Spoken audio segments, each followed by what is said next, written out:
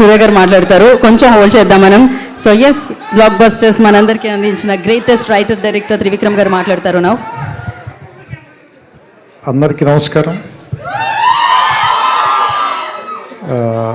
ఈ cinema first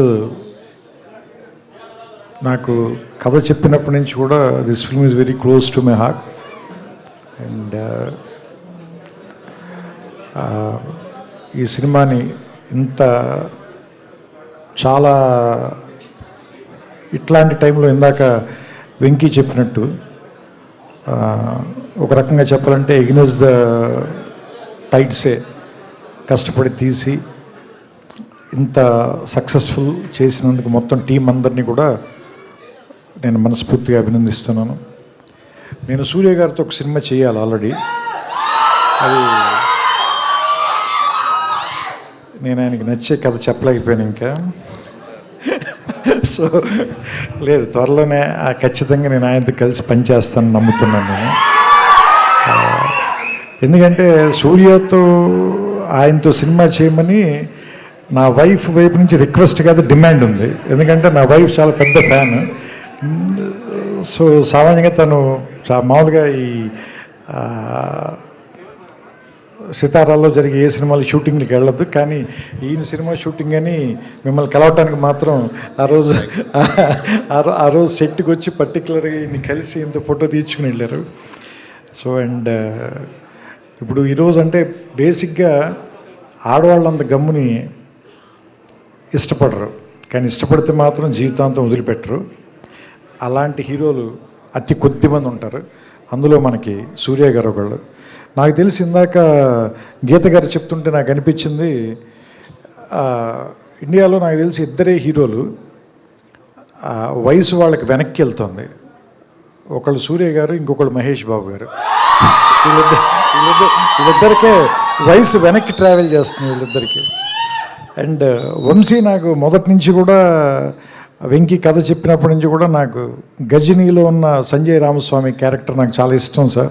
ఎందుకంటే because అది తెలుగు వాళ్ళకి కూడా, నాట్ ఓన్లీ తమిళ వాళ్ళకి, తెలుగు వాళ్ళకి కూడా చాలా క్లోజెస్ట్ క్యారెక్టర్ అది. అంటే కొన్ని క్యారెక్టర్స్ మనతో పాటు డికేడ్స్ తరపున ట్రావెల్ చేస్తాయి కదా.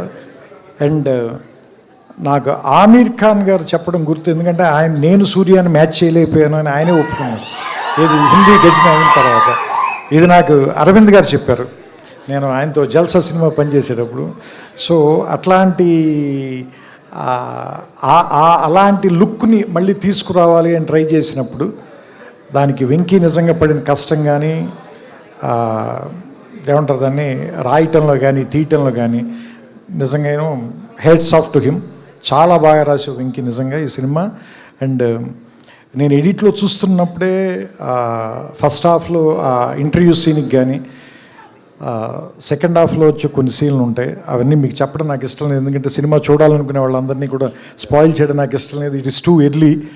సో నాకు తెలిసి అది కమింగ్ ఇయర్స్లో అవన్నీ నాకు తెలిసి కొన్ని ఐకానిక్ సీన్స్గా మిగిలిపోతాయి. ఎస్పెషల్లీ హాస్పిటల్లో మీరు మమిత మాట్లాడుకునే సీన్ కానీ, అండ్ మదర్తో మీకున్న రిలేషన్ కానీ. అండ్ ఈ సినిమాలో 4 పిల్లర్స్ ఉన్నాయి. ఒక పిల్లరు సూర్య గారు అయితే, ఇంకొక పిల్లర్ రాధిక్ గారు, మూడో పిల్లర్ రవీనా టండన్ గారు, ఇంకో పిల్లర్ మమితా బైజు గారు. అండ్ నేను కేజీఎఫ్ చూశాను. అండ్ బయట కూడా నాకు ఐ నో రవీనా గారు very well. As a person she is very strong and dynamic lady, but she played a very vulnerable character in this film. That is very, you did it very naturally, because it's on, like an edge, but you played it with a lot of dignity. It may look easy to people, but I know how difficult it is to pull it off. Yeah. No, that is Sinu and Anurag Kashyap. I was only assisting them. So, and that's why, it is very difficult. Ante మీకు ఆవిడ పర్ఫార్మెన్స్ని మీరు underline చేయాలి అని అనిపించట్లేదు అంటేనే she performed really well. And Mamitha, because that role itself is very energetic and very difficult character. Suriya గారిది కొంచెం చేయకపోయినా కానీ ప్యాసివ్ అయిపోతుంది అది. అలానే ఎక్కువ చేస్తే టూ యాక్టివ్ అవ్వకూడదు. So that is very very underperform చేయటం it is very very very difficult. ఎందుకంటే దాన్ని ఒప్పించడం చాలా కష్టం. So you did a great job sir, and seriously thanks to Venky for one thing, because you know Suriya గారి సినిమాలో ప్రొడక్షన్లో మా పేరు కూడా ఉన్నందుకు. So that's why you know in one way we're happy, but I'm not completely happy. So as a director ఈ సినిమాకి నా పేరు పడినప్పుడు then I will be happy.